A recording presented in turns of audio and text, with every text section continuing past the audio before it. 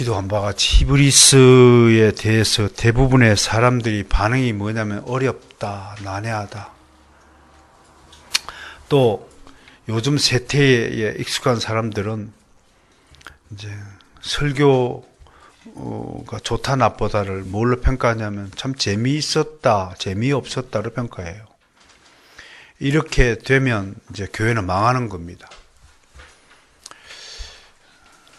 하나님의 말씀은 일단은 기본적으로 진지한 경청이 있어야 됩니다. 재미를 얻으려고 사는 인생이 아니라 내 존재적 가치와 의미를 발견하기 위해서 사는 인생이 되어야 할 것입니다. 우리 자제자들도 우리 성도들도 그렇게 자라야 할 것입니다. 내가 왜 이 땅에 태어났는가, 그 이유를 명확히 깨달은 사람만이 분명한 인생의 목적지를 향해 갈 수 있기 때문이라고 저는 굳게 확신합니다. 여러분들도 마찬가지라고 믿습니다. 여러분들이 왜 이 땅에 태어났고 무슨 목적을 가지고 이 땅에서 살고 있는가를 명확히 하는 여러분들이 인생이 되시기를 좀 축원합니다.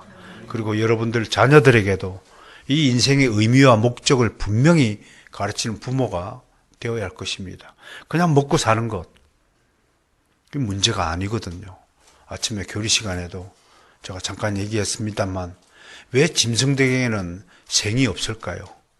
인생이란 오직 인간에게만 붙여진 이름입니다. 인간에게만 생이 있습니다. 이 생은 과거와 현재와 미래로 구성되어 있습니다. 돼지에게 어제가 있었습니까? 돼지에게 미래가 있습니까? 저기 돼지님, 내년에 혹시 계획이 무엇입니까? 그러면 답을 할 수 있습니까? 인간을 제외한 그 어떤 피조물에도 인생이 없습니다. 라이프가 없습니다. 그저 먹고 사는 것입니다. 하나님이 주신 생명만 가지고 목적도 없이 그냥 존재하는 겁니다. 그러나 인간은 다릅니다. 인간은 그냥 존재하는 것이 아닙니다. 인간은 살이를 해야 합니다. 살아야 합니다. 과거를 안고 현재에 발을 딛고 미래를 향하여 살이를 해야 되는 존재가, 그게 인생을 가진 존재입니다. 그게 우리에게 주어진 의미입니다. 이 의미를 우리 자손들에게 물려줘야 되는 것이 부모의 의무입니다. 도대체가 왜 공부를 해야 되는지도 모르고 왜 살아야 하는지도 모르고 네가 어떤 사람인가지도 정체성도 파악되지 않고 그저 낳았으니까 기른다? 그건 짐승하고 다를 바가 없는 그냥 존재일 뿐인 것입니다. 우리는 그냥 존재로만 자리매김하지 않는 존재입니다. 우리는 방향성이 있습니다. 우리는 목적성이 있습니다. 우리에겐 과거가 있고요.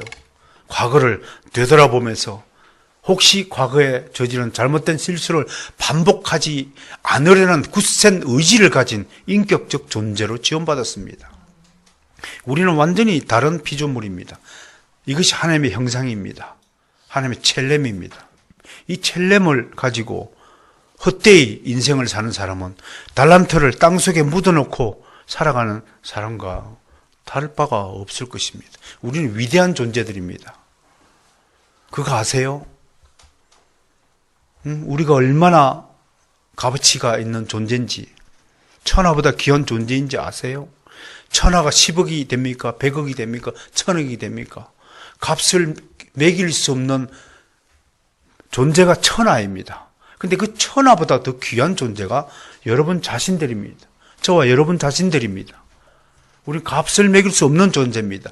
그런데 이 무한한 가치를 유한한 가치로 사용하는 것보다 어리석은 일이 어디 있겠습니까? 좀 자부심을 가지시고 그 중에서도 그 인간 중에서도 우린 그리스도인입니다.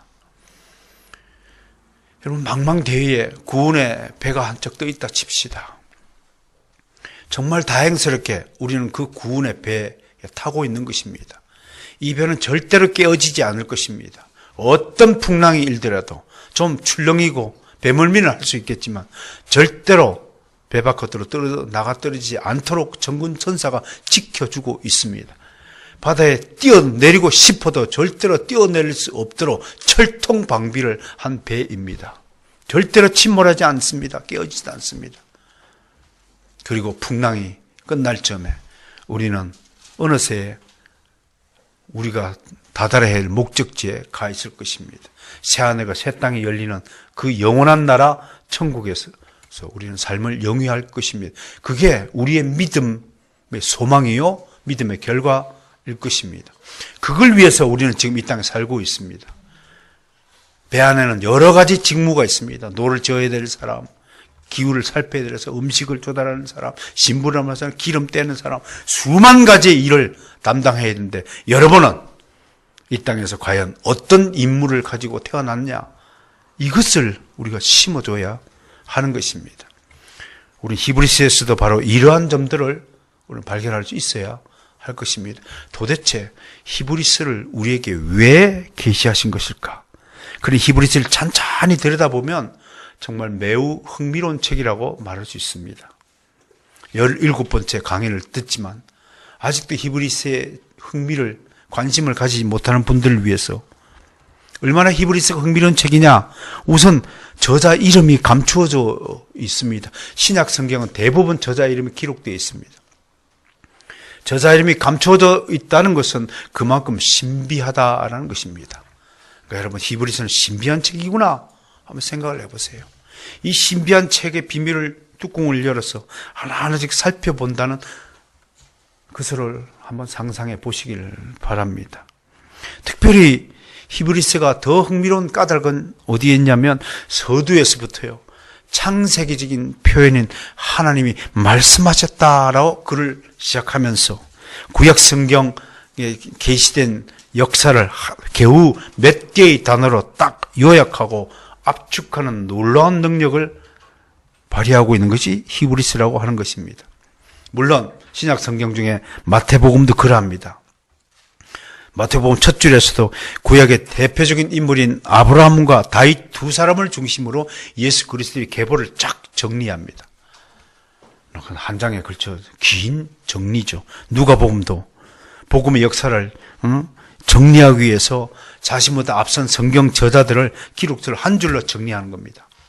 이런 탁월한 능력이 있습니다. 그러나 히브리서의 기자보다도 한 줄로 요약하는 능력은 그 누구도 따를 수 없습니다. 1장 1절 보십시오. 1장 1절 다시 한번 보겠습니다. 하나님의 말씀의 역사를 어떻게 한 줄로 요약하고 있습니까? 시작. 옛적에 선지자를 통하여 여러 부분과 여러 모양으로 우리 조상들에게 말씀하신 하나님이, 이 단 한 줄로 하나님의 계시의 역사를 요약하고 압축하고 정리하고 있는 것을 바라볼 때 히브리서가 가지고 있는 탁월성을 우리 인정할 수밖에 없습니다. 뿐만 아니라 히브리서의 묘미는 여기에서 그치지 않습니다. 저도 개인적으로 잘 아는 조병수 교수님, 합신대 지난번에 총장까지 지내셨던 분이죠. 히브리서를 이렇게 이야기합니다. 찬찬히 읽다 보면 대제사장의 에봇에 몇 개의 보석이 박혀 있나요? 12개의 보석. 그게 정면으로 비치면 꽉 찬란한 광채가 빛난다고 합니다. 그 대제사장 에봇 앞에서는 눈을 뜰 수 없는, 왜 에봇을 입어요? 하나님의 광채를 상징하는 겁니다. 하나님의 광채 앞에는 눈을 뜰 수가 없다는 것을 보여주기 위해서 그런 에봇 옷을 입는 겁니다. 보석을 달아두는 것입니다.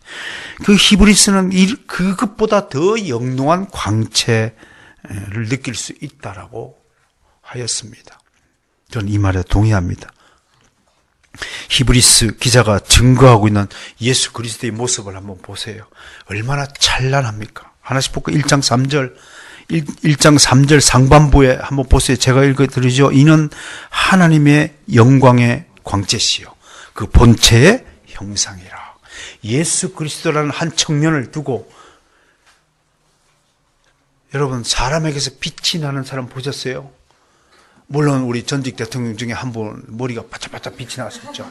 본인은 빛이 바짝, 대머리는 빛이 납니다.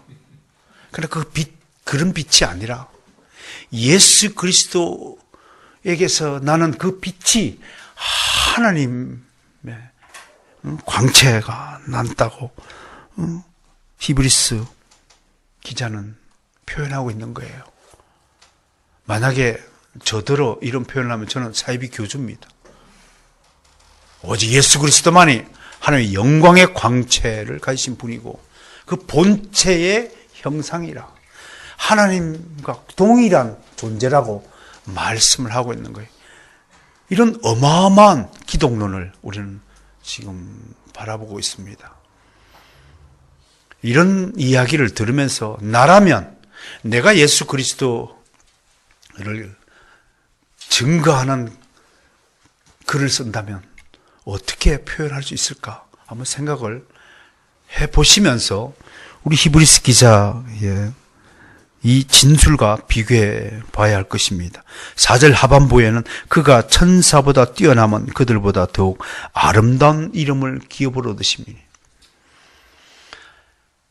예수 그리스도. 우리는 예수 그리스도 하지만 미국 사람들은 지저스 크라이스트라고 그러겠죠. 이예수스 그리스도스 헬라인들은 그렇게 발음하겠지만 어떤 민족이 어떤 발음을 통해서 부르더라도 지저스 크라이스트, 예수 그리스도보다 아름다운 이름은 없다고 히브리서 기자는 말하는 거예요. 여러분, 저는 감히 말씀을 드립니다. 우리 교회에서 최다원보다 아름다운 이름은 없다.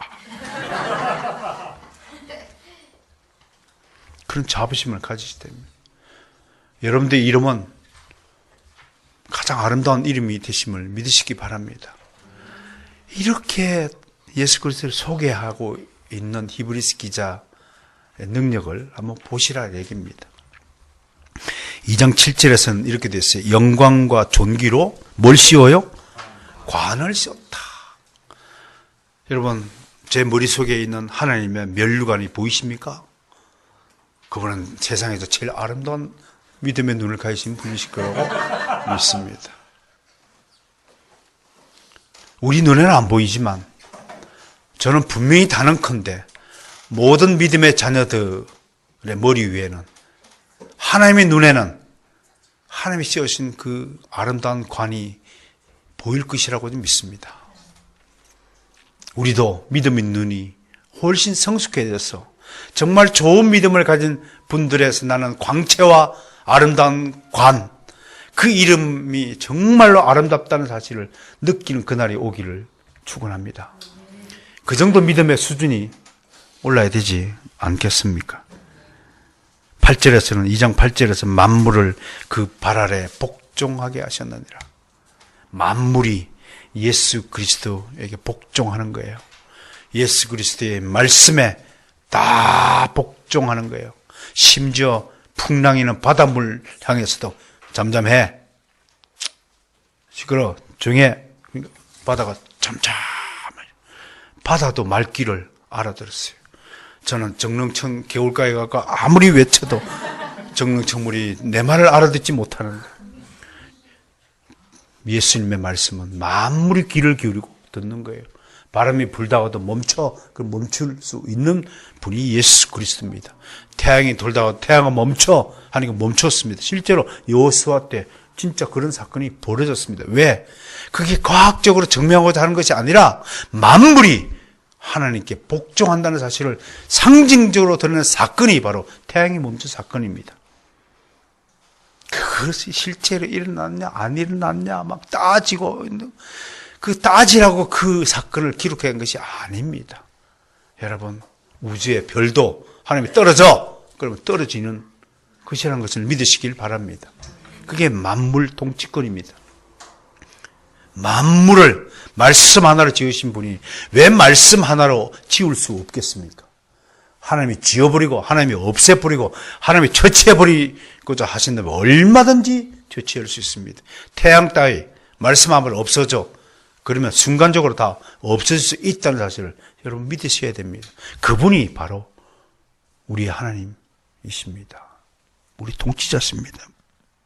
무엇보다도요, 히브리서의 백밀은 탁월한 두 개의 기독론이 존재하고 있다는 것입니다. 우리 다 이미 배웠습니다. 하나는 하나님의 아들로서 예수 그리스도를 소개했고, 또 하나는 지금 우리가 다루고 있는 대제사장으로서의 예수 그리스도.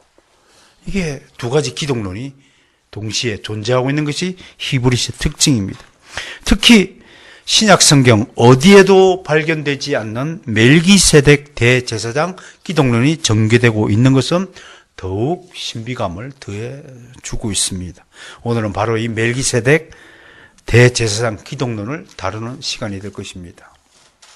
오늘 이제 어느 부분을 다루는지 여러분 이해가 되셨죠? 예. 어렵다고 뒤로 미루거나 회피하지 말고 저를 따라서 마치 영롱하게 빛나는 보석들이 절비한 하나님의 신비하고 비밀한 방 안으로 들어갈 준비를 하시면 여러분들 즐거운 여행이 될 줄로 믿습니다. 이러한 것들을 원하기라 하였듯이 히브리서 기자는 저기 뒤에 6장 19절에 이렇게 기록하고 있습니다. 우리를 안내하기 위해서 마치 준비해둔 말씀 같아요. 제가 한번 읽어볼까요? 우리가 이 소망을 가지고 있는 것은 영혼의 닷 같아서 튼튼하고 견고하여 휘장 안에 들어가나니. 오늘 여러분들을 휘장 안으로 초대합니다. 쑥 휘장 안 들어가 봅니다.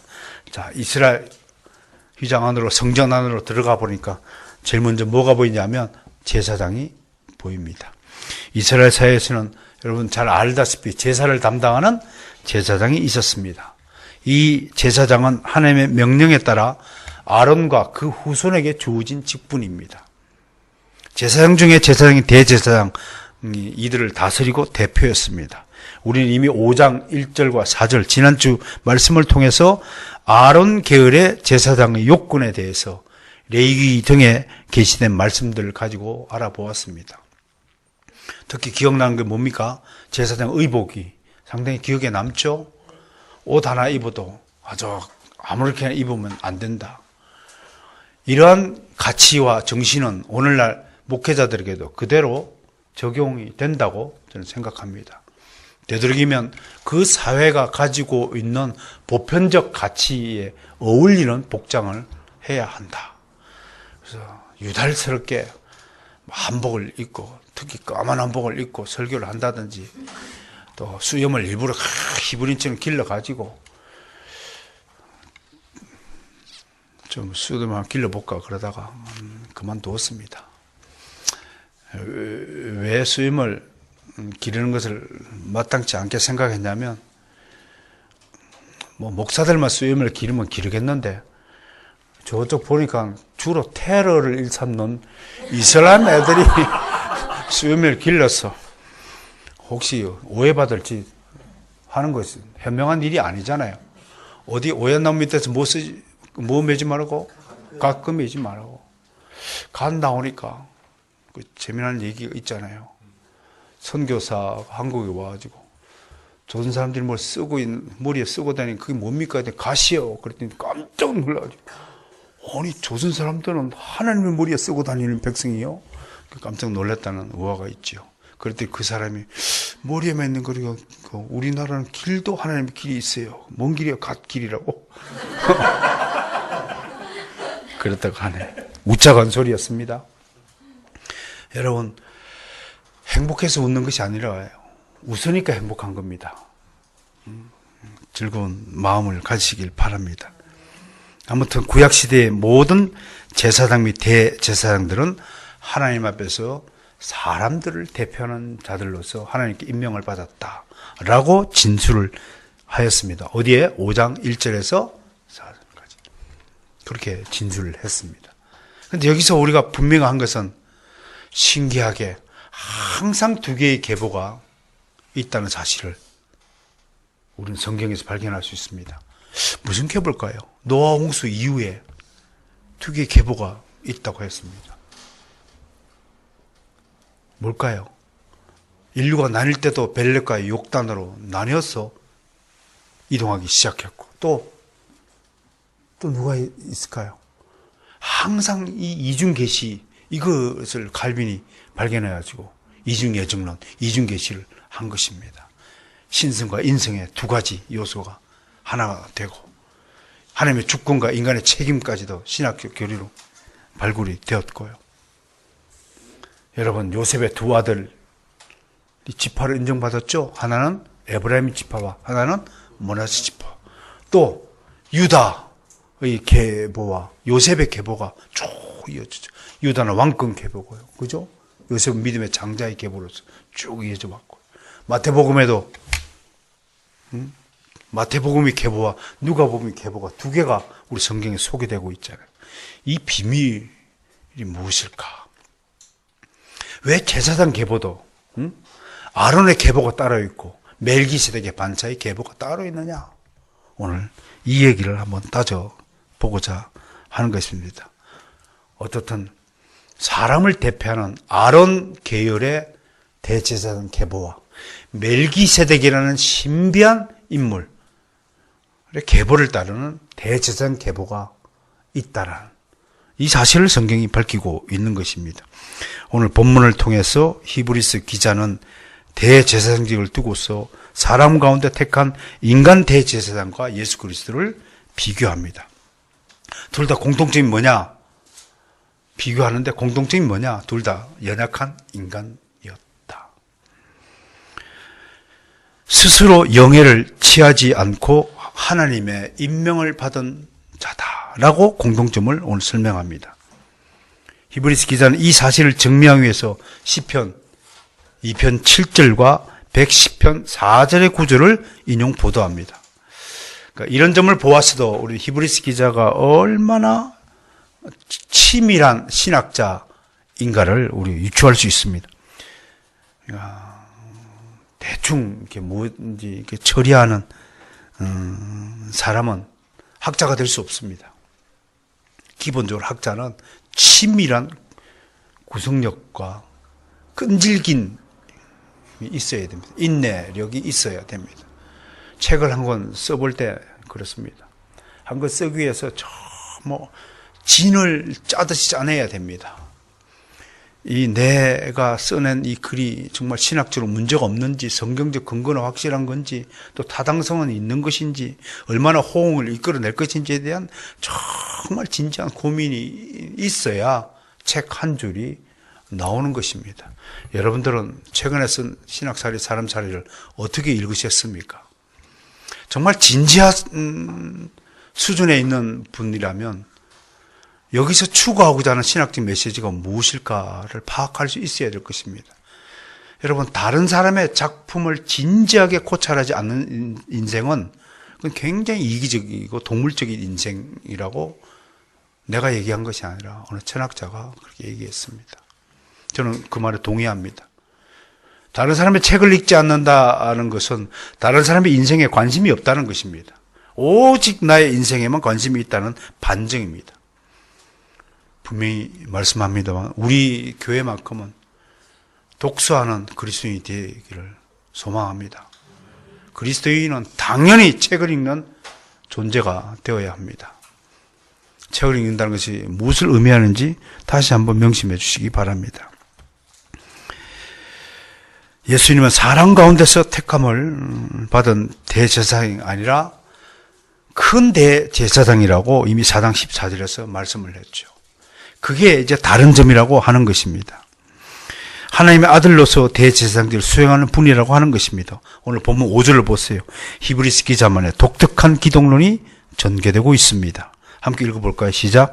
또한 이와 같이 그리스도께서 대제사장 되심 스스로 영광을 취하심이 아니요 말씀하신 이가 그에게 이르시되 너는 내 아들이니 내가 오늘 너 낳았다 하시고, 아론 계통의 대제사장 계보와 예수 그리스도의 대제사장 계보가 확실하게 다른 점은 뭐냐? 그것이 바로 멜기세덱의 반차를 따르고 있다고 하는 6절의 진술 때문에 그렇습니다. 이렇게 되어 있죠. 또한 이와 같이 다른 데서 말씀하시되 내가 영원히 멜기세덱의 반차를 따르는 제사장을 하였으라. 도대체 멜기세덱이 누구이길래 예수님이 영원히 그의 반차를 따르는 제사장이라고 한 것이냐?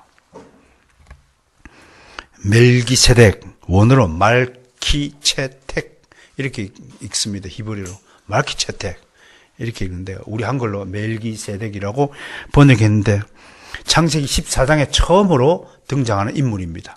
어디서요? 아브라함이 조카 롯을 구하고 돌아오는 길에, 그죠?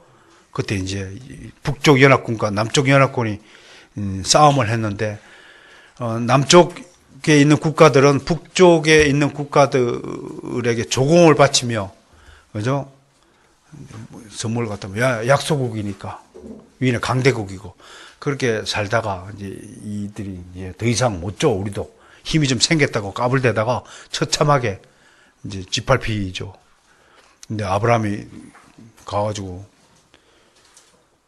그 남부연합군은 다 졌음에도 불구하고 일개 족장인 아브라함이 가가지고 318명 데리고 가가지고 싸워서 이기고 돌아와가지고, 그러니까 멜기세덱, 살렘왕 멜기세덱이 갑자기 나타나서 아브라함을 축복하고,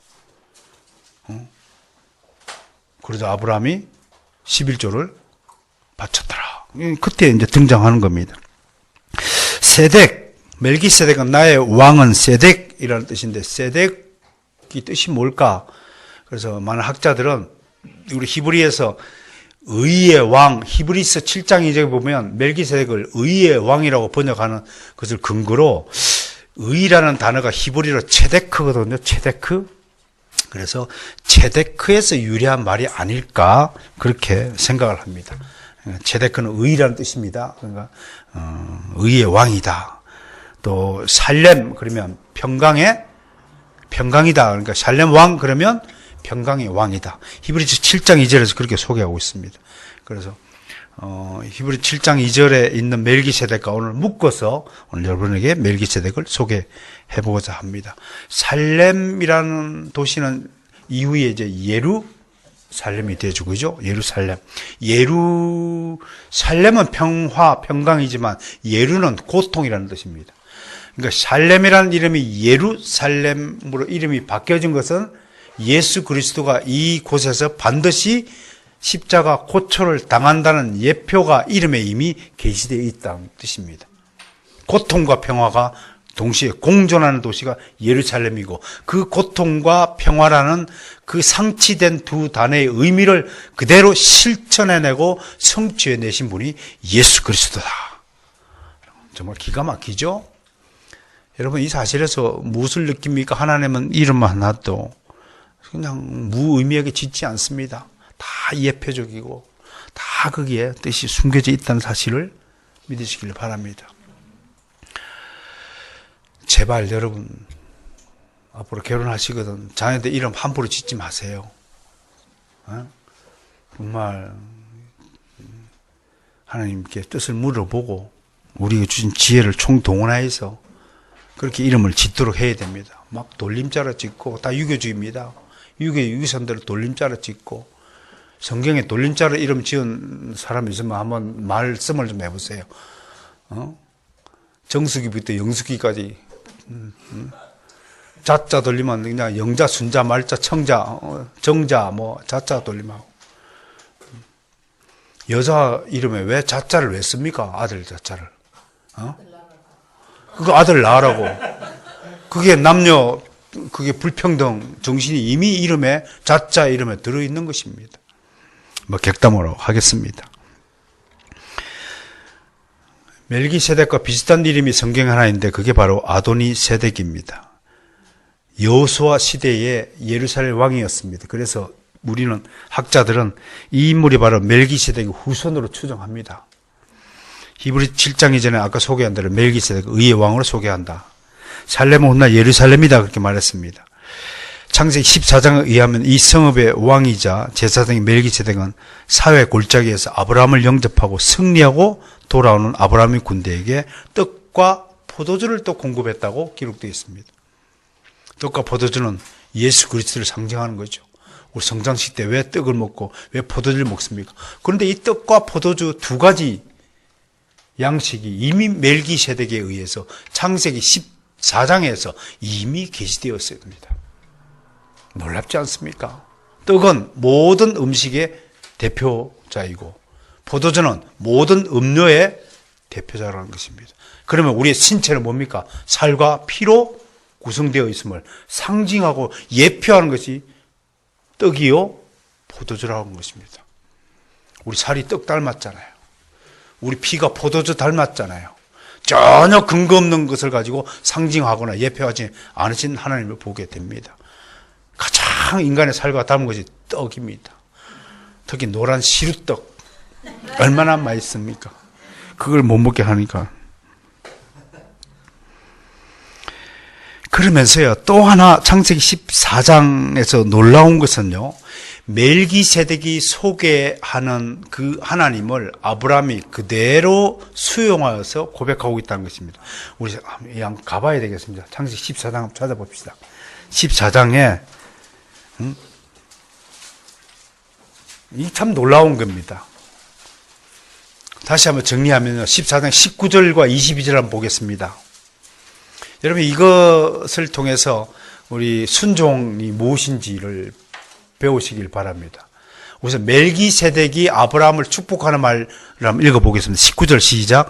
그가 아브라함에게 축복하여 이르되 천지의 주제이시여 지극히 높으신 하나님이여 아브라함에게 복을 주옵소서. 그 하나님이 뭐를 소개합니까? 천지의 주제이시여 지극히 높으신 하나님이라고. 이게 신론입니다. 멜기세덱의 신론입니다. 그런데 22절 보세요. 아브라함이 어떻게 소돔 왕에게 하나님을 소개하고 있는가 볼까요? 시작. 아브라함이 소돔 왕에게 이르되 천지의 주제이시여 지극히 높으신 하나님 여호와께 내가 손을 들어 맹세하노. 어디 단어 하나 틀린 점이 있습니까? 순종이 뭔 줄 아세요? 하나님의 말씀을 그대로 따라하는 것을 순종이라는 것입니다. 여러분, 아브라함의 믿음이 왜 출중하느냐? 야곱 같으면 약간 비틀었을 것 같아요. 야곱 같으면 자기가 나름대로 각색을 해갖고 천지의 주관자시요 굉장히 높은 곳에 계신 하나님 이렇게 하지 않았을까 싶어요. 그러나 우리 믿음의 조상 아브라함은 정말 완벽한 순종의 모본입니다. 이 신앙 고백을 통해서 멜기세덱 대제사장이 가르쳐 주신 그대로 단 하나 틀리지 않고 천지의 주제이시요 지극히 높으신 하나님이라고 소돔 왕에게 소개하고 있는 것입니다. 어떻습니까, 여러분? 여러분들 순종은 어떠합니까? 항상 여러분들이 양념을 추가해서 가공하는 믿음은 아니신지요? 가공하는 순종은 아니신지요? 그래도 섬에서 생산하는 믿음의 상품들이 아닌지요? 한번 돌이켜 봐야 할 것입니다. 이후 성경에서 멜기세덱의 흔적들이 조금 발견됩니다. 시편 110편 4절에서는 시온에서 통치할 유다의 왕들을 멜기세덱의 계승자라고 봅니다. 이건 핏줄의 계승자가 아닙니다. 멜기세덱의 계보를 따라 나는 것은 하나님께 임명을 받은 믿음의 계보라고 하는 것입니다. 이게 예수 그리스도의 계보라고 하는 것입니다. 아론의 계보는 핏줄의 계보입니다. 혈연의 계보입니다. 누가의 계보는 핏줄의 계보이고 마태의 계보는 믿음의 계보라는 사실을 우리는 잘 알고 있지 않습니까? 이런 신비한 것들이 이미 구약 성경에서부터 계시되어서 신약 성경까지 전체의 통일적인 체계를 가지고 우리에게 계시되고 있다고 하는 것입니다. 그러니까 이 왕은 단지 그 성읍의 그냥 정치적 왕만이 아니라 멜기세덱은 예루살렘의 왕인과 동시에 제사장이라고 하는 것입니다. 굉장히 중요한 겁니다. 이게 왕인과 동시에 제사장이라고. 아론의 계보는 그냥 제사장의 역할만 하는 거예요. 이 왕인과 동시에 제사장 이 계시를 그대로 지상에서 성취한 왕이 누구냐면 다윗 왕입니다. 다윗 왕은 그대로 이 왕 동시에 제사장을 계승했습니다. 사무엘하, 역대기, 열왕기상 등에 곳곳에 기록되어 있습니다. 제가 한 구절 읽어 보겠습니다. 여호와는 맹세하고 변하지 않으리라. 이르시기를 너는 멜기세덱의 서열을 따라 영원한 제사장이라 하였다 하고 다윗 왕에 대해서 이렇게 설명합니다. 히브리서 7장에서는 이걸 가지고 멜기세덱 제사장 계율이 레이지파 즉 아론 계열보다 더 우선하는 것이다. 선제했다. 먼저 영원전에 있었다. 멜기세덱 계보는 영원전에 있었다는 것입니다. 사랑하는 성도 여러분, 상령체시 후손인 최더함은 22대 손으로 인간의 혈연 속에 족보에 속해 있는 거지만 나의 멜기세덱의 반차를 따르는 나의 믿음의 계보는 영원 전에 하나님 나라에 선제에 있었다고 하는 것입니다. 하나님의 영원한 작정과 예정 안에 나의 계보가 이미 존재했다는 사실을 믿으시길 바랍니다. 그래서 족보신학 공부하면 너무너무 은혜로운 거예요. 5월달 연합예배 때 족보신학과 인류의 대이동 역사를 제가 다룰 텐데요. 좋은 교회에서 이미 은혜를 나눈 바가 있습니다. 어떻든 종합적으로 보면 멜기세덱의 출애는 인간의 계보에 속한 것이 아닙니다. 이야말로 하늘의 신비한 일에 속한 것입니다. 성경은 시작한 날도 없고 끝도 없는 존재라면 인간하고는 다른 차원의 존재가 되지 않겠습니까? 이게 뭘 의미합니까? 한마디로 인간이지만 인간의 계보를 따르지 않는 유일한 그리스도에 대한 모형이자 예표적 존재가 멜기세덱이라는 사실을 아셔야 된다는 것입니다. 물론 이 모든 인물들은 다 우리의 구원을 위해 존재했다고 하는 것입니다. 그러니까 하나님은 영원전에 구속 계획을 세웠는데 구약 백성들은 제사를 통해서 구원을 보존시켰고 우리는 예배를 통해서 보존을 시켰는데 제사를 드리기 위해서 반드시 필요한 인물이 제사장이 있었고 그 제사장은 멜기세덱의 계보를 따르는 제사장과 아론의 계보를 따르는 제사장 두 계보가 존재했다고 하는 것입니다. 오늘날 그러면 예배를 드리는 우리에게는 유대인과 이방인 두 개의 계보로 나눠져서 복음이 지금 선포되고 있다는 사실을 우리는 또 밝힐 수 있는 것입니다. 그러나 불행히도 이스라엘 역사에서 유대인들은 멜기세덱이라는 이 인물에 대해서 왜곡된 인지와 관심을 가졌습니다. 특히 쿰란 공동체에서는 멜기세덱을 뭐라고 호칭했냐면 하늘의 재판관이다. 그렇게 그림을 그려놓고 숭배했다고 합니다. 또 유대 역사나 여러 가지 저작품들인 희년서, 12족장 이야기, 또 역사가인 유명한 역사가 두 사람 필로와 요세푸스 제작품에 따르면 또 멜기세덱 그 우상 숭배하는 주인공으로 등장하고 있고 특히 영지주의자들이 멜기세덱을 상당히 이용해 먹었습니다. 자기들이 멜기세덱의 반차를 따르는 신비한 계보에 속한 인물이다. 왜? 자기들은 평범한 사람들이 도저히 가질 수 없는 영적인 지식, 그래서 영지주의를 하는 거예요. 그노스틱, 영지적 지식을 가진 특별한 존재라고 하는 것이에요. 그렇게 주장했다는 것이에요. 이 사례에서 우리가 교훈을 받아야 할 것은 주님 이외의 모든 숭배 행위는 언제나 또 다른 우상 숭배를 낳는다고 하는 것입니다. 우리는 오직 주님입니다. 믿습니까? 우리는 솔라 지저스 크라이스트입니다. 오직 주님만이 우리의 영원한 숭배자가 되어야 된다고 할 것입니다. 이제 7절부터 10절까지 진술에 대해서 알아보겠습니다. 이를 정리하면 이렇습니다. 7절은 뭔 얘기냐면 예수님은 철저한 인간으로서 이런 삶을 안 사셔도 되는데 어떤 삶을 사셨다고요? 고뇌의 삶을 사셨다. 그 고뇌의 고난의 삶을 살았기 때문에 하나님이 인정하셨다라고 말하고 있고요. 하나님의 아들이심에도 불구하고 고난의 삶이 주어졌는데 8절 상반부죠. 그러한 고난을 통해 뭘 배웠다고요? 순종을 배웠다. 이게 성경의 진술이고 하나님의 뜻입니다. 그러니까 고생 없이 복이 있다 없다. 그게 인생이 아니에요. 그러니까 자식들을 편하게 키우고자 하는 부모는 하나님의 인생의 법칙을 거스르는, 정면으로 거스르는 사람입니다. 그러니까 좀 강하게, 어떨 땐 가혹할 정도로 좀 자식을 좀 그렇게 키워주시면 얼마나 좋을까 생각을 합니다. 여러분, 진짜 귀한 거는요, 하나님이 예수 그리스도 독생자예요.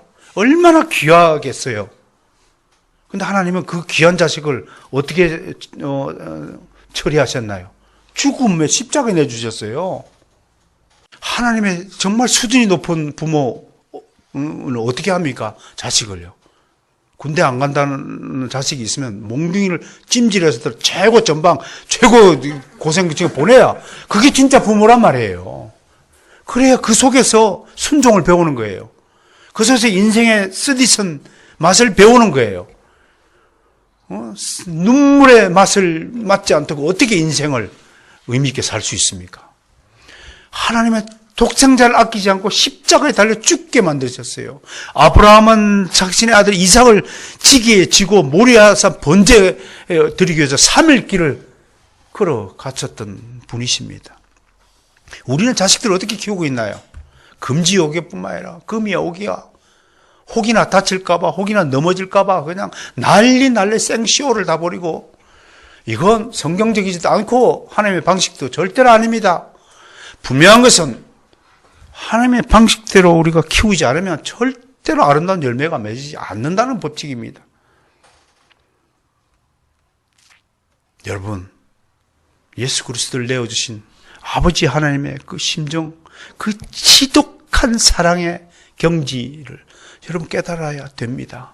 그래야 인생의 참맛을 깨닫고 그래야 그게 성숙한 신앙이라고 말하는 겁니다. 아브라함을 왜 믿음의 조상이라고 말합니까? 그 정도 경지에 오르는 여러분들이 되시기를 저는 축원합니다. 순종을 통해 고난을 통해 순종을 배웠고 9절 장본문 보세요. 그 순종을 통해서 어떻게 됐다고요? 온전하게 된 거예요. 여러분, 고난과 순종이 없는 인생은 절대로 온전하게 되지 못해요. 계속 다른 사람 힘들게 하는, 괴롭히는 존재가 되는 겁니다. 여러분, 우리 모두가 하나님 앞에서 온전한 주의 백성이 되시기를 좀 축원합니다. 온전하다는 것, 성숙했다는 것이고요. 인격적으로 단단히 아름다운 열매가 맺었다는 것이고, 말이나 행동이나 생각이나 가치관이나 세계관이나 여러분 사상들이 완전히 하나님의 중심 사상으로 딱 무장되었다는 것입니다. 성경 중심주의로 딱 세워졌다고 하는 것입니다. 조금도 흔들림이 없이 살아가는 진리의 사람이 되었다고 하는 것을 증명하는 것입니다. 그게 온전하게 된 것입니다. 그리고 10절 보세요. 하나님께 멜기세덱의 계를 쫓아 대제사장으로 임명되었어. 그리고 9절 하반부에 보세요. 그에게 순종하는 자의 영원한 구원의 근원이 되셨습니다. 우리는 예수 그리스도처럼 모든 인류의 구원의 근원은 되지 못하지만 적어도 고난을 통하여 순종을 배우고 순종을 통하여 온전하게 되어서 타의 모범은 되어야 되는 것이 우리에게 맡긴 사명입니다. 목회자면 성도들에게 존경을 받는 모범이 되어야 됩니다. 이야, 나도 우리 목사님처럼 저렇게 바르게 살고 싶다라는 정도가 구원의 근원이 주시는 우리의 교훈인 것입니다. 한 사람도 최단 목사처럼 살고 싶지는 않다 이런 얼굴들을 하고 있지만 그리스도는 이 모든 고난의 과정을 겪어서 우리에게 구원의 근원이 되셨습니다. 우리도 모든 시련과 고난을 극복하여서 정말 참된 신앙의 모범이 되어서 이 세상의 빛과 소금이 되는 그런 존재가 되기를 주님 축원합니다. 오늘 주시는 말씀을 세 가지 교훈을 정리하겠습니다. 우린 2주에 걸쳐서 대제사장으로서의 그리스도의 탁월성을 논의하였습니다. 여기서 우리는 다음에 교훈을 얻었습니다. 첫 번째, 그리스도를 대제사장직으로 임명한 것은 그리스도를 통해서 구원사역의 완성을 작정하신 하나님의 뜻이었다는 것을 깨달아야 합니다. 이 하나님의 뜻과 계획은 완벽한 것입니다. 오늘 이 신비한 멜기세덱의 반차를 예정해 두시고 이것을 우리 인간 역사 안에서 그대로 실현시킨 모든 것이 우리를 구원하기 위한 하나님의 뜻이었다는 사실을 깨닫고 우리는 정말 영원토록 감사해야 합니다. 사람 중에 택한 아론의 계보에서 임명된 대제사장들은 절기 때마다 혹은 죄를 지을 때마다 백성을 대표하며 속죄의 제사를 드려야 했습니다만, 그러나 그리스도는 하나님의 아들이라는 심볼을 가진 큰 대제사장 중에 유일한 대제사장으로서 모든 대제사장들이 수행했던 속죄의 제사를 단번에 시행하고 성취하신 분이십니다. 이 단번에 시행하고 성취하신 그 주님의 공로로 말미암아 우리 그리스도인들이 그 은혜를 다 누리고 혜택을 다 누리고 사는 것입니다. 그 믿음을 선물 받아서 말이에요. 이것이 대제사장으로서의 그리스도가 우리를 위해 하신 일입니다. 우리는 그저 그리스도가 생산하는 열매를 따먹고 즐거워하고 기뻐하기만 하면 된다고 할 정도까지 예수 그리스도가 우리의 구원을 위해서 다 일을 해 두신 것이다 하는 것입니다. 그러므로 그리스도는 영원한 우리의 대제사장이요, 유일하고 가장 큰 대제사장이 되어서 지금도 하나님 우편에 앉으셔서 우리를 위해 중보자의 사역을 감당하고 있습니다. 생각해 보세요. 그리스도께서 이 정도 일을 했으면 이제 쉬셔도 되실 분입니다. 충분히 안식해도 되실 자격이 계신 분이 예수 그리스도십니다. 다 하셨잖아요, 우리를 위해서요. 응? 사형 선고 받아서 내일 사형 전기의자 앉아서 죽어야 될 우리 몸을 극적으로 무죄 선언을 통해 갖고 다 자유케 풀어주셨는데 그 이상 우리에게 해줄 게 뭐 있습니까? 이제 충분히 안식해도 되실 그분이 지금도 쉬지 않고 일하고 계십니다. 두 번째 교훈이 뭡니까? 이 점에 대해서 우리는 그리스도의 성실하심과 열심을 본받아야 할 것입니다. 그리스도는 인간의 몸을 입었을 땐 온갖 고초를 겪으시며 구원 사역을 완성했습니다. 그럼에도 주님은 지금도 중보자로서의 사역을 계속하고 계십니다. 조금도 쉬지 않습니다. 이게 무엇을 의미합니까? 성경은 모든 그리스도인들이 버려야 할 신앙의 장애물들 중에서 가장 많이 강조한 것이 게으름입니다. 잠언서는 게으름에 대해 지나치다 싶을 정도로 강조하고 있습니다. 신앙은 게으른 자에겐 사치입니다. 저는 분명히 말씀드립니다. 제 책에도 그렇게 썼습니다. 게으른 자에게 신앙은 사치다. 구원은 사치라고도 썼습니다. 게으른 자는 구원받을 가치조차 없습니다. 왜? 주님도 지금 일하고 계시잖아요. 일을 할 필요가 없으신데도 일하시잖아요. 일도 한 개도 안 하면서도 일 안 하는 작자들 볼 때 이건 말이 안 되는 거죠. 사랑하는 성도 여러분, 여러분들 인생 각자 주어진 인생을 계산해 보라 그랬죠? 한 100년쯤 남으신 분 손 들어 보세요. 우리 하영이 몇 살이지? 앞으로 100년 남은 줄 선포합니다. 우리 민서 몇 살이지? 11살? 99년 남았음을 선포합니다.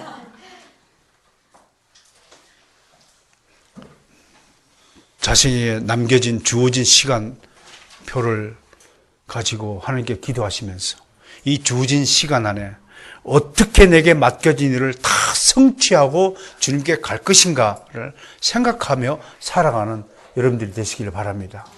세 번째로 히브리서 기자의 진술 방식에도 알 수 있듯이 히브리서는 참으로 정교하고 질서 있게 또 이해하지 못한 부분에 대해서는 그런 독자들을 염두에 두고 자상하게 설명하고 되풀이하고 있음을 발견할 수 있습니다.